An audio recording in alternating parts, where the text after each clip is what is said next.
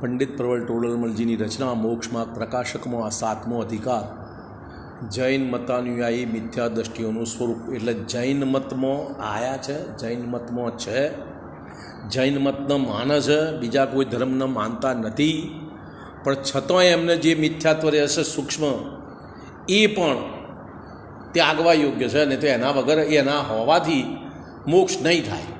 બરાબર. આ ભવતરુનું મૂળ એક જાણો મિથ્યાત્વ ભાવ, તેહને કરી નિર્મૂળ હવે કરીએ મોક્ષ ઉપાય. એ મિથ્યાત્વને નિર્મૂળ કરવાનું છે. હવે ગટાળા બટાળાની વાત નહીં. બરાબર. હવે જે જીવો જૈન છે તથા જીનાજ્ઞા માને છે તેમને પણ મિથ્યાત્વ રહે છે, તેનું અહીં વર્ણન કરીએ છીએ. કારણ કે એ મિથ્યાત્વ શત્રુનો અંશ પણ બુરો છે. એટલે અંશ મિથ્યાત્વ હોય તો પણ બુરું છે. તેથી એ સૂક્ષ્મ મિથ્યાત્વ પણ ત્યાગવા યોગ્ય છે. હવે જીનાગમમાં નિશ્ચય વ્યવહાર રૂપ વર્ણન છે. તેમાં યથાર્થનું નામ નિશ્ચય તથા ઉપચારનું નામ વ્યવહાર છે. તેના સ્વરૂપને નહીં જાણતો અન્યથા પ્રવર્તે છે તે અહીં કહીએ છીએ. એ હવે આ નિશ્ચયનો પક્ષવાળો, વ્યવહારનો પક્ષવાળો, ઉભયાભાસી આ બધાના સ્વરૂપની વાત કરે છે. કોઈ જીવ નિશ્ચયને નહીં જાણતો માત્ર નિશ્ચયાભાસના શ્રદ્ધાની બની પોતાને મોક્ષ માર્ગી માને છે. પોતાના આત્માને સિદ્ધ સમાન અનુભવે છે, પણ પોતે પ્રત્યક્ષ સંસારી હોવા છતાં ભ્રમથી પોતાને સિદ્ધ માને એ જ મિથ્યા દ્રષ્ટિ. છો તમે સંસારમાં અને પોતાના મોક્ષ માર્ગી માને, એનું નામ મિથ્યા દ્રષ્ટિ. એમ શાસ્ત્રોમાં આત્માને જે સિદ્ધ સમાન કહ્યો છે તે દ્રવ્ય દ્રષ્ટિથી કહ્યો છે, પણ પર્યાય અપેક્ષા એ સિદ્ધ સમાન નથી. જેમ રાજા અને રંક મનુષ્યપણાની અપેક્ષાએ તો સમાન છે, પણ રાજા તથા રંગપણાની અપેક્ષાએ તો સમાન નથી. તેમ સિદ્ધ અને સંસારી જીવપણાની અપેક્ષાએ તો સમાન છે, પરંતુ સિદ્ધપણા અને સંસારપણાની અપેક્ષાએ તો સમાન નથી. છતાં આ જીવ તો જેવો સિદ્ધ શુદ્ધ છે તેવો જ પોતાને શુદ્ધ માને છે. આ નિશ્ચયાભાસી, આ વિપરીતતા છે, આ મિથ્યાત્વ છે. એ મોક્ષ માર્ગનું બાધક છે. પણ શુદ્ધ અશુદ્ધ અવસ્થા એ તો પર્યાય છે. પર્યાય અપેક્ષા એ સમાનતા માનવામાં આવે તો તે જ મિથ્યા દ્રષ્ટિપણું છે. વળી કોઈ પોતાને કેવળ જ્ઞાન આદિનો સદભાવ માને છે. હવે કેવળ જ્ઞાન તો શક્તિ, કેવળ જ્ઞાન તો પર્યાય છે. જ્ઞાન ગુણની શુદ્ધ શક્તિ છે એ જુદી વાત. પોતાને ક્ષયોપશમ રૂપ મતિશ્રુત જ્ઞાન આદિનો સદભાવ છે, અને ક્ષાયિક ભાવ તો કર્મનો ક્ષય થતો જ થાય. કેવળ જ્ઞાન ક્યારે થાય? કે સર્વથા જ્ઞાનાવરણ કર્મનો ક્ષય થાય તો. છતાં ભ્રમથી કર્મનો ક્ષય થયા વિના પણ પોતાને ક્ષાયિક ભાવ માને તે પણ મિથ્યા દ્રષ્ટિ છે. આ બધી વિપરીતતાઓ જે મનમાં છે એના જુદા જુદા સ્વરૂપની વાત. શાસ્ત્રોમાં સર્વજીવોને કેવળ જ્ઞાન સ્વભાવ કહ્યો છે, પણ તે શક્તિ અપેક્ષાએ સ્વભાવ કહ્યો છે. કેવળ જ્ઞાન પર્યાયની વાત નથી, કારણ કે સર્વજીવોમાં કેવળ જ્ઞાનાદિરૂપ થવાની શક્તિ તો છે, પણ વર્તમાન વ્યક્તતા તો તે વ્યક્ત થતો જ કહી છે. વર્તમાન વ્યક્તતા એટલે કેવળ જ્ઞાનનું પ્રગટપણું તો જ્યારે થાય ત્યારે કહીશું, અત્યારે નથી. કોઈ એમ માને કે આત્માના પ્રદેશોમાં તો કેવળ જ્ઞાન જ છે, ઉપર આવરણ હોવાથી પ્રગટ થતું નથી, પણ એ ભ્રમ છે. આત્માના પ્રદેશોમાં તો જ્ઞાન ગુણ છે, વ્યાપીને રહેલો છે. કેવળ જ્ઞાન તો પર્યાય છે. જો કેવળ જ્ઞાન હોય તો વજ્રપટલ આદિ આડા હોય છતાં પણ વસ્તુને જાણે છે. કેવળ જ્ઞાન હોય તો ગમે તેવા આડશ આવે તો પણ જાણે. કેવળ જ્ઞાનને કોઈ વસ્તુ નડતર રૂપ નથી. તો જો કેવળ જ્ઞાન આત્માના પ્રદેશોમાં છે તો આવરણ કર્મનું શું કરે એને? માટે તે કર્મ આડો આવતો કેમ અટકે કેવળ જ્ઞાન? માટે કર્મના નિમિત્તથી કેવળ જ્ઞાનનો અભાવ જ છે. જો તેનો નિરંતર સદભાવ રહે તો તેને પારિણામિક ભાવ કહે, અને તો ક્ષાયિક ભાવ કયો છે. બરાબર. પણ તે તો ક્ષાયિક ભાવ છે. સર્વભેદ જેમાં ગર્ભિત છે એવો ચૈતન્ય ભાવ તે જ પારિણામિક ભાવ છે. પણ તેની મતિ જ્ઞાનાદિરૂપ વા કેવળ જ્ઞાનાદિરૂપ અનેક અવસ્થા છે તે પારિણામિક ભાવરૂપ નથી. તેથી કેવળ જ્ઞાનનો સદભાવ સર્વદા માનવું યોગ્ય નથી, અને માનો એ વિપરીતતા છે.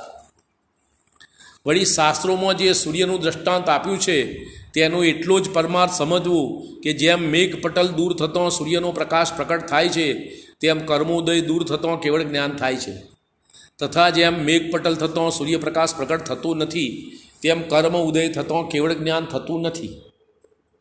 પણ એવું ભાવ ન લેવું કે જેમ સૂર્યમાં પ્રકાશ રહે છે તેમ આત્મામાં કેવળ જ્ઞાન રહે છે. વાદળાની પાછળ સૂર્યનો પ્રકાશ તો છે એમ અહીં અર્થ નહીં લેવાનો, કારણ કે દ્રષ્ટાંત સર્વ પ્રકારે મળતું આવે નહીં. આ મહત્ત્વનો પોઈન્ટ. કોઈ પણ દાખલો ઉદાહરણ આપવામાં આવે તો સિદ્ધાંત સાથે 100% મળતું આવે નહીં. જેમ પૂતગલમાં વર્ણગુણ છે તેની લીલી પીળી આદિ અવસ્થા છે, તેમાં વર્તમાનમાં કોઈ અવસ્થાના સદભાવમાં તેની અન્ય અવસ્થાનો અભાવ છે. પૂતગલ પદાર્થ છે એનો લીલો કલર હોય તો લાલનો અભાવ છે, કાળાનો અભાવ છે, સફેદનો અભાવ છે, જેનું પ્રગટપણું છે એ સિવાય બાકીનાનો અભાવ.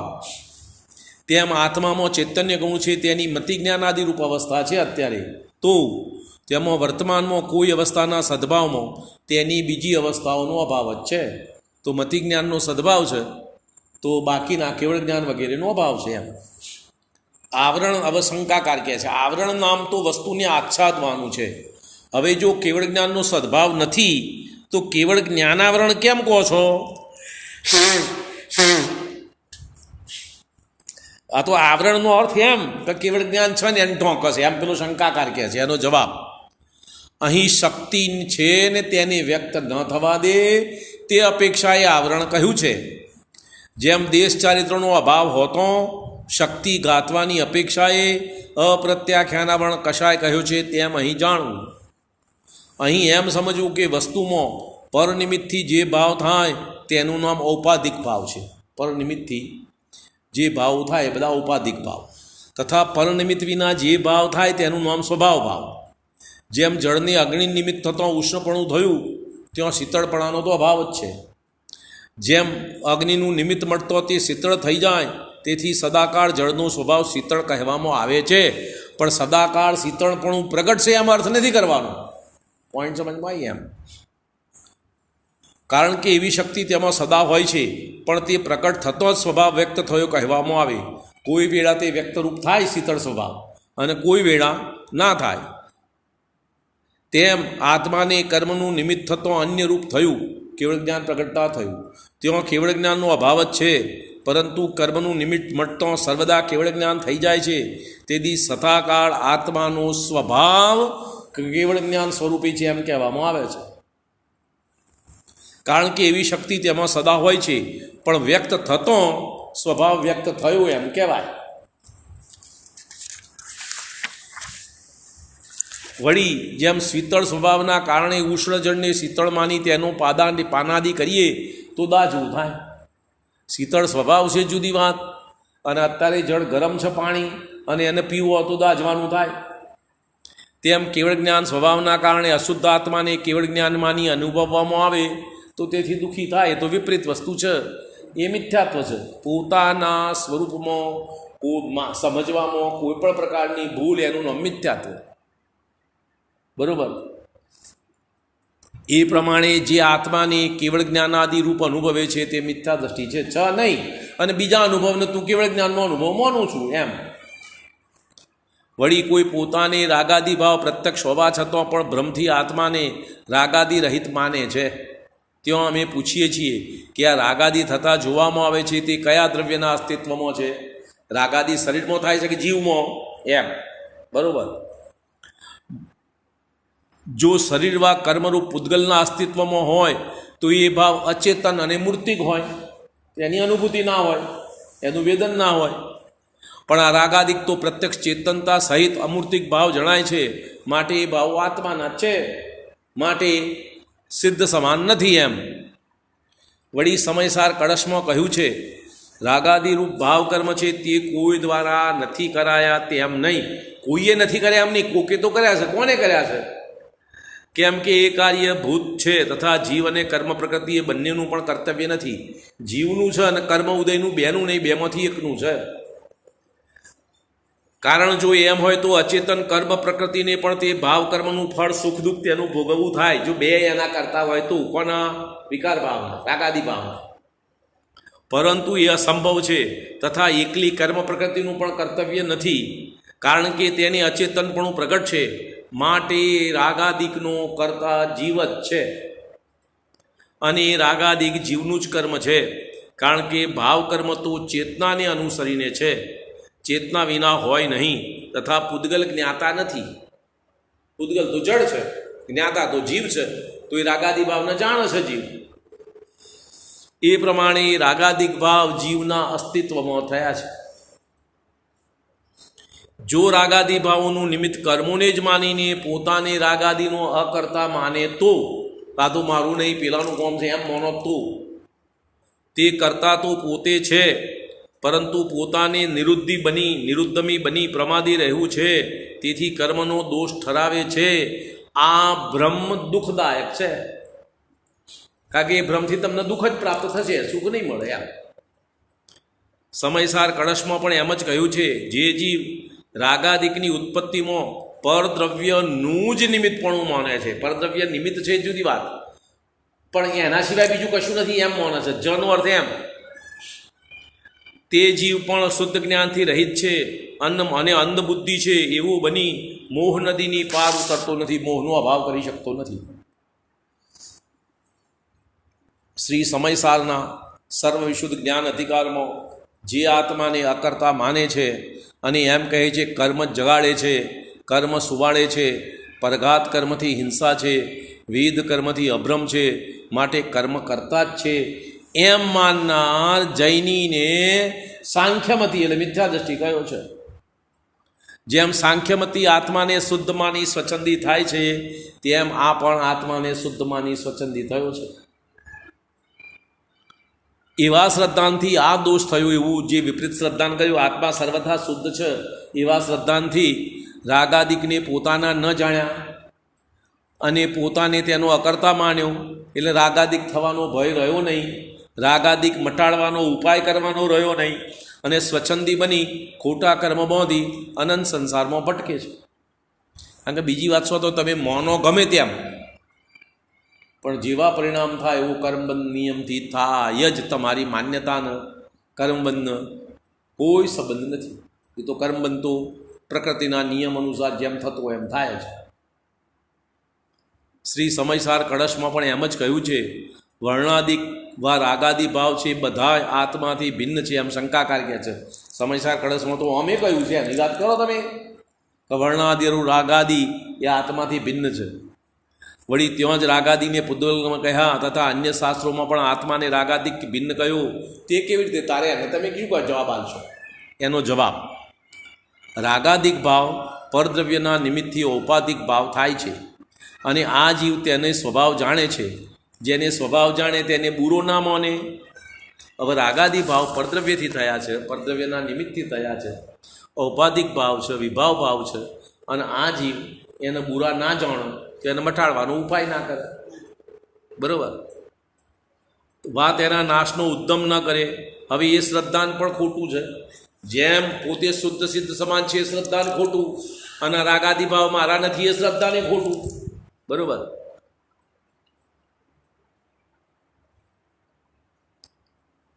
એ શ્રદ્ધાન વિપરીત છે, તેને છોડાવવા માટે સ્વભાવની અપેક્ષાએ રાગાદિકને ભિન્ન કહ્યા તથા નિમિત્તની મુખ્યતાથી પૂદગલમય કહ્યા. જેમ વૈદ રોગને મટાડવા ઈચ્છે, જો શીતની અધિકતા દેખે તો તેને ઉષ્ણ ઔષધિ આપે, તથા ઉષ્ણતાની અધિકતા દેખે તો શીતલ ઔષધિ આપે, તેમ શ્રી ગુરુ રાગાદિક છોડાવવા ઈચ્છે છે. હવે જે રાગાદિકને પરનામાની સ્વચ્છંદી બની નિરુદ્ધિમ થાય, તેને તો ઉપાદાન કારણની મુખ્યતાથી રાગાદિક આત્મા છે એવું શ્રદ્ધાન કરાય. તથા જે રાગાદિકનો પોતાનો સ્વભાવ માની તેના નાશનો ઉપાય કરતો નથી, તેને નિમિત્ત કારણની મુખ્યતાથી રાગાદિ પ્રભાવ છે એવું શ્રદ્ધાન કરાવે, એટલે પોતામાંથી રાગાદિ દૂર કરે. દરેકની યોગ્યતા અનુસાર ઉપદેશ છે. બધો ઉપદેશ મારે ગ્રહણ કરવાનો, બધો તમારે ગ્રહણ કરવાનો એમ નહીં. તમારી યોગ્યતા કેવી છે એનો તમે વિચાર કરો ને એ અનુસાર તમે ઉપદેશ ગ્રહણ કરો. એ દરેકની પોતપોતાની જવાબદારી. બજારમાં દુકાનમાં ગયા તો કેટલી વસ્તુ એના તો મળે છે, બધી વસ્તુ તમારે ખરીદવી પડે? કેટલી ખરીદવી પડે? તમારે જે જોઈતી હોય એમ.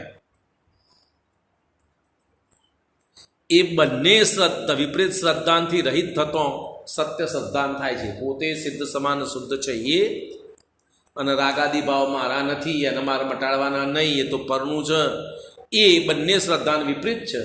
અને બે શ્રદ્ધાનનો અભાવ થાય, બે શ્રદ્ધાનમાંથી સમ્યક શ્રદ્ધાનમાં આવે તો સત્ય શ્રદ્ધાન થાય. ત્યારે તે એમ માને છે કે રાગાદી ભાવ આત્માનો સ્વભાવ તો નથી, પણ કર્મના નિમિત્તથી આત્માના અસ્તિત્વમાં વિભાવ પર્યાય ઉપજે છે. નિમિત્ત મટતો તેનો નાશ થતો સ્વભાવ રહી જાય છે, માટે તેના નાશનો ઉદ્યમ કરો. કોનો? વિભાવના. એના માટે જે જરૂરી હોય શું? કર્મનું નિમિત્ત છે, માટે કર્મનો અભાવ કરો. જો કર્મના નિમિત્તથી એ થાય તો જ્યાં સુધી કર્મનો ઉદય રહે ત્યાં સુધી વિભાવ કેવી રીતે દૂર થાય? માટે તેનો ઉદ્યમ કરવું, રાગાદી ભાવને દૂર કરવાનો ઉદ્યમ કરવું એ નિરર્થક છે, એમ શંકાકાર કહે છે.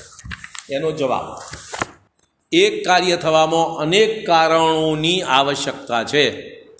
તેમાં જે કારણ બુદ્ધિપૂર્વકના હોય તેને તે ઉદ્યમ કરીને મેળવે, તથા અબુદ્ધિપૂર્વકના કારણ સ્વયં મળે ત્યારે કાર્ય સિદ્ધિ થાય. જેમ પુત્રનું થવાનું કારણ બુદ્ધિપૂર્વક તો વિવાહ આદિ કરવો એ, તથા અબુદ્ધિપૂર્વક કારણ ભવિતવ્ય છે. હવે ત્યાં પુત્રનો અર્થી વિવાહાદિકનો તો ઉદ્યમ કરે અને ભવિતવ્ય સ્વયં થાય ત્યારે પુત્ર થાય. પ્રયત્ન તો એમ કરવો પડે. હવે તેમ વિભાવ દૂર કરવાનું કારણ બુદ્ધિપૂર્વક તો તત્વ વિચારાદિક છે, તથા અબુદ્ધિપૂર્વક મોહ કર્મનો ઉપશમાદિક છે. હવે તેનો અર્થી એટલે તેને જે પ્રાપ્ત કરવું છે એવો જીવ, એના ભાવનાવાળો તત્વ વિચારાદિકનો તો ઉદ્યમ કરે, તથા મોહ કર્મનો ઉપશમાદિક સ્વયં થાય ત્યારે રાગાદી દૂર થાય. તત્વ વિચારનો તો ઉદ્યમ કરે અને પછી સ્વયં મોહ કર્મનો ઉપશમ થતો રાગાદિકનો અભાવ થઈ જશે. હવે પેલો શંકાકાર, જેમ વિવાહાદિક ભવિતવ્ય આધીન છે તેમ તત્વ વિચાર આદિક પણ કર્મના ક્ષયોપશમની આધીન છે, માટે ઉદ્યમ કરવો નિરર્થક. માટે તત્વ વિચારનો ઉદ્યમ કરવાની જરૂર નથી, એ તો કર્મ ઉદય આવશે તારે એને માટે થઈ જશે, એમ કહે છે શંકાકાર. એનો જવાબ, તત્વ વિચાર આદિ કરવા યોગ્ય જ્ઞાનાવરણનો ક્ષયોપશમ તો તને થયો છે, તેથી જ ઉપયોગને ત્યાં લગાવવાનો ઉદ્યમ કરાવીએ છીએ. તને ક્ષયોપશમ છે માટે તને ઉપદેશ કરીએ છીએ. અસંગની જીવોને ક્ષયોપશમ નથી, તેથી તેમને ઉપદેશ આપતા નથી. અસંગની એટલે પંચેન્દ્રિયથી નીચેના, પંચેન્દ્રિયને એનાથી નીચેના, જેમને મન નથી, વિચાર કરવાની બુદ્ધિ નથી, એમને ઉપદેશ નથી હાલતા. અને તારામ બુદ્ધિ છે એટલે તને ઉપદેશ કરીએ છીએ. હવે શંકા કે હોનહાર હોય તો ત્યાં ઉપયોગ લાગે, હોનહાર સિવાય ઉપયોગ લાગે નહીં, એમ શંકાકાર કહે છે. એનો જવાબ, જો એવું શ્રદ્ધાન છે કે હોનહાર હોય તો થાય, તો એવું શ્રદ્ધાન બધા રાખવા હોય. તત્વ વિચાર એકલામાં જ શું?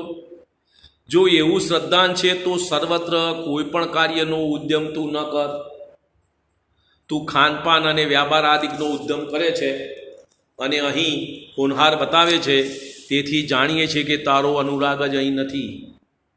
માના દીકથી જ આવી જૂઠી વાતો બનાવે છે. તને આ વાત રૂચતી નથી એટલે આ વાત હું તર્ક કરી લાવું છું, ને સંસારનો કાર્ય તો બધો કરું છું, એમાં તો તું હોનહાર નથી માનતો, અને અહીંયા આગળ હોનહારની વાત કરું છું એમ.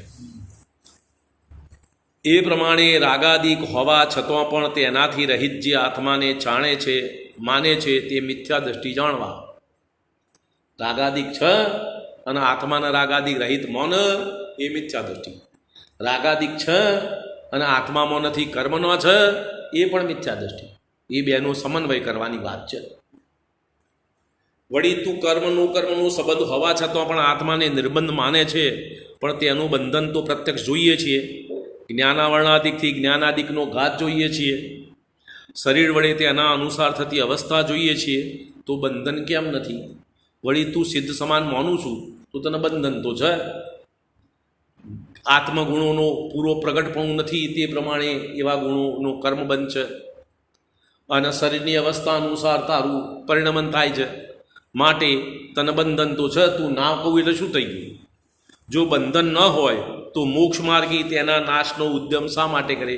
જો આ બધો બંધન નથી એમ તું માનતો હોય તો જે જીવો મોક્ષ માર્ગે ગયા, અત્યારે ચાલી રહ્યા છે, એ બધા બંધનનો અભાવ કરવાનો પુરુષાર્થ શું કરવા કરે છે? ખ્યાલ આવ્યો વાતમાં? પોઈન્ટ. શંકા કાઢ તો શાસ્ત્રોમાં આત્માને કર્મનો કર્પી ભિન્ન અબદ્ધ સ્પષ્ટ કેવી રીતે કહ્યું? તો કે સંબંધ તો અનેક પ્રકારના છે. એનો ઉત્તર ત્યાં તાદામ્ય સંબંધ અપેક્ષાએ આત્માને કર્મનો કર્મથી ભિન્ન કહ્યા. એક ક્ષેત્રાવગા સંબંધની અપેક્ષાએ નહીં, કારણ કે દ્રવ્ય પલટી જઈ એક થઈ જતું નથી. એ જ અપેક્ષાએ આત્માને અબદ્ધ સ્પષ્ટ કહ્યું. તથા નિમિત્ત નૈમિત્તિક સંબંધ અપેક્ષાએ બંધન છે જ. તેના નિમિત્તથી આત્મા અનેક અવસ્થા ધારણ કરે જ છે. તેથી પોતાને સર્વથા નિર્બંધ માનવું એ મિથ્યાત્વપણું છે. પોઈન્ટ સમજમાં આવ્યો? બરાબર.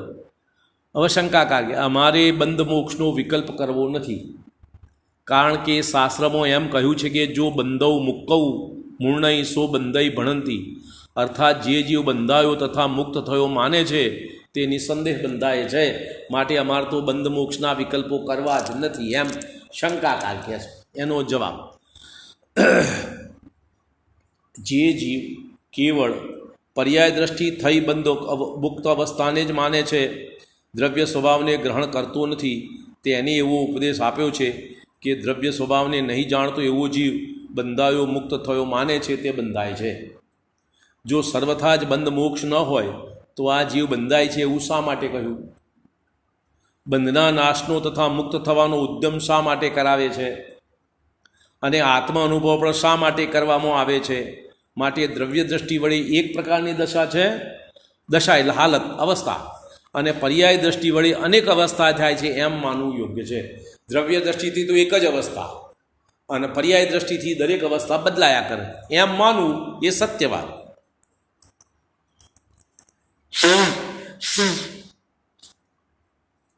એ જ પ્રમાણે અનેક પ્રકારથી કેવળ નિશ્ચયના અભિપ્રાયથી વિરુદ્ધ શ્રદ્ધાનાદિક કરે છે. આ બધો મિથ્યાત્વનો લક્ષણ છે. જીનવાણીમાં તો અનેક નયોની અપેક્ષાથી કોઈ ઠેકાણે કેવું તથા કોઈ ઠેકાણે અલગ નિરૂપણ કર્યું છે, નયની અપેક્ષાથી. હવે આ પોતાના અભિપ્રાયથી નિશ્ચયની મુખ્યતાથી જે કથન કર્યું હોય તેને જ ગ્રહણ કરી મિથ્યા દ્રષ્ટિને ધારણ કરે છે. હવે નિશ્ચય નહીંથી જે વાત કરી હોય એને પકડો છે, અને વ્યવહાર નહીંની વાત નહોવા પડતો નથી. એ બેનો સમન્વય કરવાનો છે. જીનવાણીમાં તો સમ્યક દર્શન જ્ઞાન ચારિત્રની એકતા થતો મોક્ષ માર્ગ કયો છે. હવે તેને સમ્યક દર્શન જ્ઞાનમાં તો 7 તત્વોનું શ્રદ્ધા જ્ઞાન થવું જોઈએ. તેને આનો વિચાર નથી. તથા સમ્યક ચારિત્રમાં રાગાદિક દૂર કરવા જઈએ તેનો ઉદ્યમ નથી, એનો પ્રયત્ન નથી, એનું લક્ષ્ય નથી. અને એક પોતાના આત્માના શુદ્ધ અનુભવને જ મોક્ષ માર્ગમાંની સંતુષ્ટ થઈ ગયો છે. વળી તેનો અભ્યાસ કરવા માટે અંતરંગમાં એવું ચિંતન કર્યા કરે છે કે હું શુદ્ધ સમાન શુદ્ધ છું, કેવલ જ્ઞાનાદિ સહિત છું, દ્રવ્ય કર્મ નો કર્મ રહિત છું, પરમ આનંદમય છું, તથા જન્મ મરણાદિ દુઃખ મને નથી. આવું ચિંતન મનથી કર્યા કરે છે, પણ પ્રયત્ન બહારમાં કશું નથી. એના ચિંતન કરવાના મોક્ષ માર્ગમાં છે. હવે અહીં પૂછીએ છીએ, ચિંતન જો દ્રવ્ય દ્રષ્ટિથી કરો છો તો દ્રવ્ય તો શુદ્ધ અશુદ્ધ સર્વ પર્યાયોનો સમુદાય છે. તથા તમને શુદ્ધ જ અનુભવ શા માટે કરો છો? અત્યારે વર્તમાનમાં અશુદ્ધ ભાવો છે તો એ કેવી રીતે થાય છે? કારણ કે નિયમ એવો છે કે જે કોઈ ભાવ થાય એ ભાવ તમારા આખા દ્રવ્યમાં વ્યાપીને ભોગવતો આપો. તો તમારા દ્રવ્યમાં વ્યાપ તો પછી એનો અનુભવ તમને શક્ય નથી. પોઈન્ટ સમજમાં આવે છે? હવે સમ્યક દર્શન જ્ઞાન ચારિત્રની એકતા થતો મોક્ષ માર્ગ કયો છે? હવે તેને સમ્યક દર્શન જ્ઞાનમાં તો 7 તત્વનું શ્રદ્ધાનું જ્ઞાન થવું જોઈએ, તેનો આને વિચાર નથી. તથા સમ્યક ચારિત્રમાં રાગાદિક દૂર કરવા જોઈએ એનો પ્રયત્ન કરતો નથી. અને એક પોતાના આત્માના શુદ્ધ અનુભવને મોક્ષ માર્ગમાંની સંતુષ્ટ થયો છે, અને આ પ્રમાણે હું પરમ આનંદમય છું, સિદ્ધ સમાન છું એવું ચિંતન કર્યા કરે છે. હવે અમે પૂછીએ છીએ કે એ ચિંતન જો દ્રવ્ય દ્રષ્ટિથી કરો છો તો દ્રવ્ય તો શુદ્ધ પર્યાયોનો સમુદાય છે. તમે શુદ્ધ જ અનુભવ શા માટે કરો છો? તથા પર્યાય દ્રષ્ટિથી કરો છો તો તમારે તો વર્તમાનમાં અશુદ્ધ પર્યાય છે. હવે શુદ્ધ તમારી અવસ્થાનો શુદ્ધ અવસ્થાનો અનુભવ કરો તો અવસ્થા તો પર્યાય છે, અને વર્તમાન પર્યાય તો અશુદ્ધ છે. તમે શુદ્ધ પર્યાયનો અનુભવ કેવી રીતે કરો છો? બરાબર. છતાં તમે પોતાને શુદ્ધ કેવી રીતે માનો છો? જો શક્તિ અપેક્ષા એ શુદ્ધ માનો છો તો હું આવો હોવા યોગ્ય છું એમ ચિંતન કરો, પણ હું આવો છું એમ શા માટે માનો છો? માટે પોતાને શુદ્ધ સ્વરૂપ ચિંતન કરવું એ ભ્રમ છે. કારણ કે દ્રવ્ય દ્રષ્ટિથી બરોબર, પણ દ્રવ્ય પર્યાય બે દ્રષ્ટિથી એકરૂપ માનવું એ ભ્રમ છે. તમે પોતાને સિદ્ધ સમાન માન્યો તો આ સંસાર અવસ્થા કોની છે? તો તમે સંસારમાં કેમ છો? અત્યારે સિદ્ધશિલા ઉપર કેમ નથી? તથા તમને કેવલ જ્ઞાન આદિ છે તો આ મતિ જ્ઞાન આદિ કોને છે? અને નિયમ એવું છે કેવલ જ્ઞાન આદિ હોય, કેવલ જ્ઞાન હોય તો બાકીના ચાર જ્ઞાનનો અભાવ હોય. તો અત્યારે મતિ જ્ઞાન તમને છે એ કુન છે? તમે દ્રવ્યનો કર્મ રહિત છો તો જ્ઞાનાદિકની વ્યક્તતા તમને કેમ નથી? કેવળ જ્ઞાન કેમ પ્રગટ નથી થયું? તમે પરન આનંદમાં છો તો હવે કર્તવ્ય શું રહ્યું? તથા જન્મ મરણાદિ દુઃખ નથી તો દુઃખી શા માટે થાઓ છો? માટે અન્ય અવસ્થા માનવી એ ભ્રમ છે, મિથ્યાત્વ છે. તમારી અવસ્થા જે નથી એવી માનવી એનું નામ મિથ્યાત્વ. હવે આગળ કહે છે તો શાસ્ત્રમાં શુદ્ધ ચિંતન કરવાનો ઉપદેશ શું કરવા આપ્યો? આત્મામાં કહ્યું છે કે તું ચિંતન આવું કર એમ કહ્યું છે. શું કરવા કહ્યું એમ? એક દ્રવ્ય અપેક્ષાએ શુદ્ધપણું છે તથા એક પર્યાય અપેક્ષાએ શુદ્ધપણું છે. તેમાં દ્રવ્ય અપેક્ષાએ તો પરદ્રવ્યથી ભિન્નપણું તથા પોતાના ભાવોથી અભિન્નપણું, તેનું નામ શુદ્ધપણું છે. આ શુદ્ધપણાનો પ્રકાર. શુદ્ધ પર્યાય સહિત દ્રવ્યનું પરિણમવું એ પણ શુદ્ધપણું, અને આ એક શુદ્ધપણું. ફરીથી બોલું, સાંભળો. દ્રવ્ય અપેક્ષાએ તો પરદ્રવ્યથી ભિન્નપણું તથા પોતાના ભાવોથી અભિન્નપણું, એનું નામ શુદ્ધ, કારણ કે એ આત્માનું સાચું સ્વરૂપ છે. તથા પર્યાય અપેક્ષાએ ઔપાધિક ભાવોનો અભાવ થવું, તેનું નામ શુદ્ધપણું. એક બીજું શુદ્ધપણું. પર્યાય અપેક્ષાએ ઔપાધિક ભાવોનો વિભાવ ભાવોનો અભાવ થવો એનું નામ શુદ્ધપણું, અને એક શુદ્ધપણું પેલું કહ્યું. હવે શુદ્ધ ચિંતનમાં તો દ્રવ્ય અપેક્ષાએ શુદ્ધપણું ગ્રહણ કર્યું છે. શ્રી સમયસાર વ્યાખ્યામાં પણ એ જ કહ્યું છે.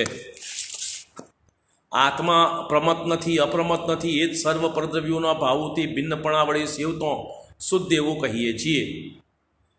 ત્યાં સમસ્ત જ કર્તા કર્મ આદિ કારકોના સમૂહની પ્રક્રિયાથી પારંગત એવી જે નિર્મળ અનુભૂતિ અભિત જ્ઞાન તન્માત્ર છે તેથી શુદ્ધ છે. માટે શુદ્ધ શબ્દનો અર્થ એ પ્રમાણે જાણવું. જો મારું અહીંયા સમજવાનું, પેલી વાત કરીને, એક તો દ્રવ્ય તમારું કાયમ જીવ જ રહે છે, એ પણ શુદ્ધપણું જ છે. ભલે રાગાદી ભાવ છે, શુદ્ધ બે પર્યાય સાથે તમારું મારું જીવ દ્રવ્ય ક્યારેય જીવ દ્રવ્યમાંથી બીજા દ્રવ્યરૂપ થતું નથી, એનું નામ શુદ્ધપણું એક. અને પર્યાય અપેક્ષા એ શુદ્ધપણું એ બીજી વાત. બે શુદ્ધપણાની વાત છે. એમાં જે ચિંતન કરવાની વાત થઈ એ દ્રવ્ય અપેક્ષા એ શુદ્ધપણાના ચિંતનની વાત થઈ. અને પર્યાયમાં તો જે પર્યાય અપેક્ષા છે એનું જ્ઞાન રાખવાનું, જે પર્યાય છે તેનું નથી ને એનું ચિંતન કરવાનું એવી વાત નથી. દ્રવ્ય તો છે સ્વભાવે શુદ્ધ. કેવળ શબ્દનો અર્થ પણ આ જ પ્રમાણે જાણતો. પરભાવથી ભિન્ન ની કેવળ પોતે તેનું નામ કેવળ છે. એ જ પ્રમાણે અન્ય પણ યથાર્થ અર્થ અવધારવા એટલે ધારણ કરવા, અંગીકાર કરવા. પર્યાય અપેક્ષાએ શુદ્ધપણું માનવાથી વા પોતાને કેવડી માનવાથી મહાવિપરીતતા થાય છે. માટે પોતાને દ્રવ્ય પર્યાય રૂપ અવલોકવો, દ્રવ્યથી અને પર્યાયથી બંનેથી. દ્રવ્યથી તો સામાન્ય સ્વરૂપ અવલોકવું અને પર્યાયથી વિશેષ અવસ્થા રૂપ અવધારવું એટલે સમજવું, જાણવું, ધારણ કરવું, ગ્રહણ કરવું એમ. પર્યાય અપેક્ષા વિચારો જે વર્તમાન અવસ્થા હોય તે. એ જ પ્રમાણે ચિંતન કરવાથી સમ્યક દ્રષ્ટિ થાય છે. કારણ કે સત્ય અવલોક્યા વિના સમ્યક દ્રષ્ટિ નામ કેવી રીતે પામે? સમ્યક દ્રષ્ટિ મિથ્યા દ્રષ્ટિ શેના અપેક્ષાએ?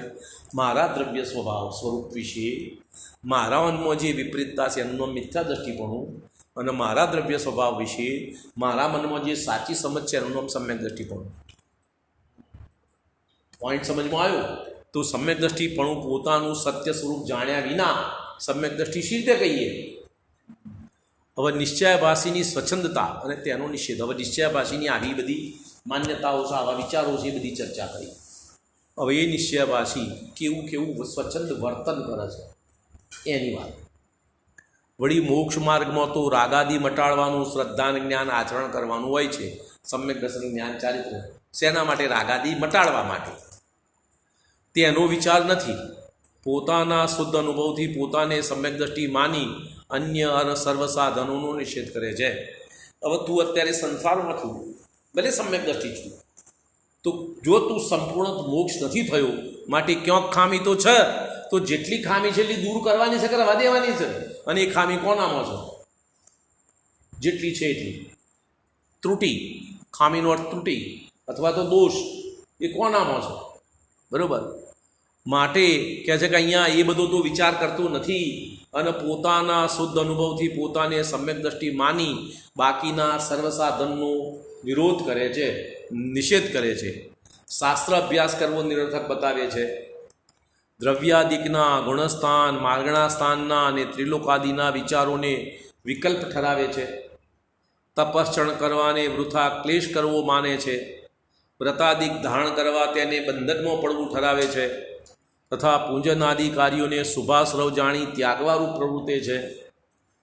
ઇત્યાદિ સર્વ સાધનોને ઉડાવી પ્રમાદી બની પરિણમે છે. એકે સાધનમાં જોડાતું નથી અને આળસમાં પડ્યો રહે છે અને પોતાના મોક્ષ માર્ગી મૌન છે, ભ્રમણા છે.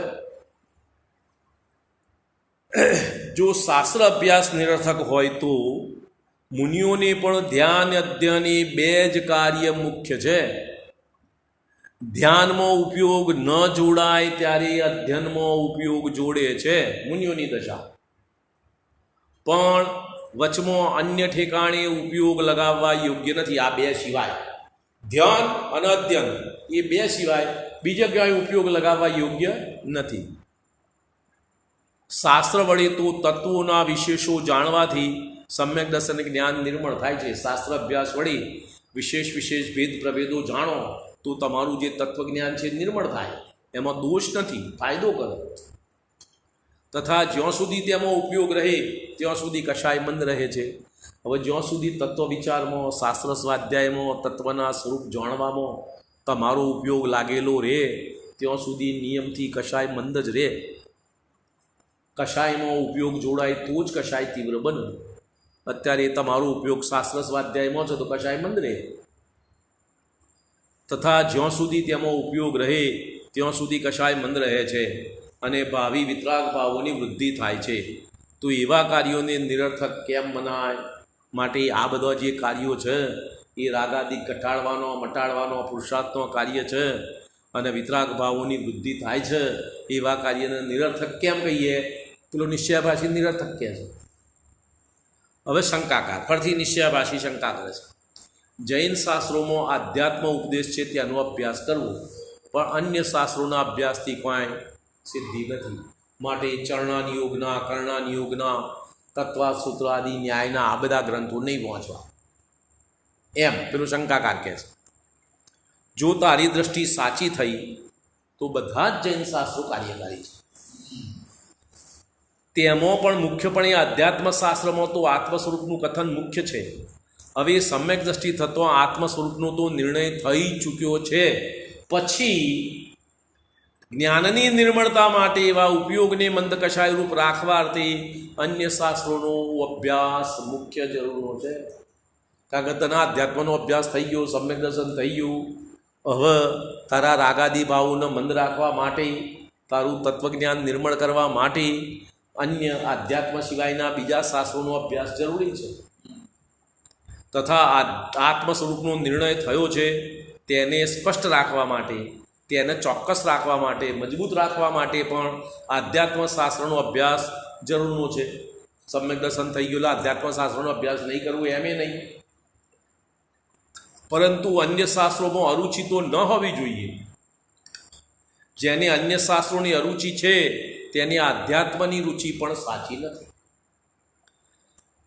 જેમ કે જેનામાં વિષય આસક્તપણું છે, વિષયોની ઈચ્છા છે, વિષયોની રુચિ છે, તેમને વિષય આસક્ત પુરુષોની કથા સારી લાગે છે, રુચિથી સાંભળે છે, ગમે છે. વિષયના વિશેષોને પણ જાણે, વિષયના ભોગવટામાં કેવા પ્રકારના ઉપાયોથી સારો ભોગવટો થાય, આ બધા ભેદ પ્રભેદો પણ જાણે. વિષય આચરણમાં જે સાધનો હોય તેને પણ હિતરૂપ જાણે, તથા વિષયના સ્વરૂપને પણ ઓળખે. તેમ જેને આત્મરુચિ થઈ હોય તે આત્મરુચિના ધારક તીર્થંકરાદિના પુરાણને પણ જાણે. આત્માના વિશેષો જાણવા માટે ગુણસ્થાનાદિકને પણ જાણે. આત્મ આચરણમાં જે વ્રતાદિક સાધન છે તેને પણ હિતરૂપ માને તથા આત્માના સ્વરૂપને પણ ઓળખે એ પ્રમાણે ચારેય અનુયોગ કાર્યકારી છે. આ નિશ્ચયાભાષીને આ વિરોધ કરે છે શાસ્ત્ર સ્વાધ્યાયમાં.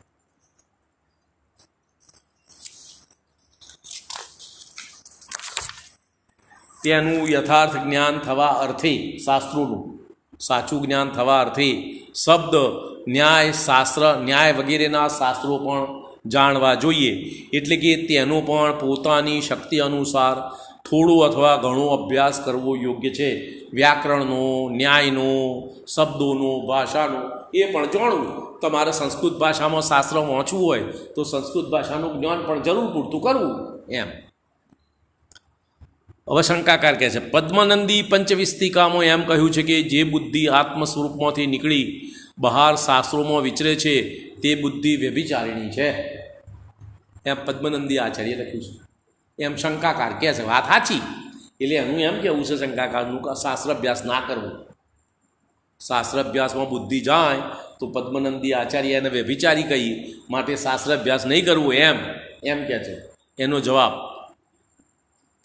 જેમ સ્ત્રી શીલવતી રહે તો યોગ્ય છે અને તેનાથી ન રહી શકાય તો ઉત્તમ પુરુષને છોડી ચાંડાલાદિકનું સેવન કરવાથી તો અત્યંત નિંદનીય થાય, તેમ બુદ્ધિ આત્મ સ્વરૂપમાં પ્રવર્તે તો યોગ્ય જ છે. પરંતુ તે આત્મ સ્વરૂપમાં નહીં રહી શકે તો પ્રશસ્ત શાસ્ત્ર આદિક પરદ્રવ્યને છોડી અપ્રશસ્ત વિષય આદિકમાં લાગે તો મહાનિંદનિક જ થાય. હવે મુનિજનો પણ સ્વરૂપમાં ઘણો કાળ બુદ્ધિ રહેતી નથી માટે શાસ્ત્ર સ્વાધ્યાય વગેરે કરે છે.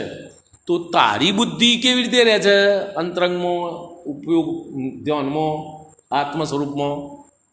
માટે શાસ્ત્ર સ્વાધ્યાયમાં ઉપયોગ લગાવવો યોગ્ય છે. બરાબર. સમય થઈ ગયો છે, આગળની વાત કરો.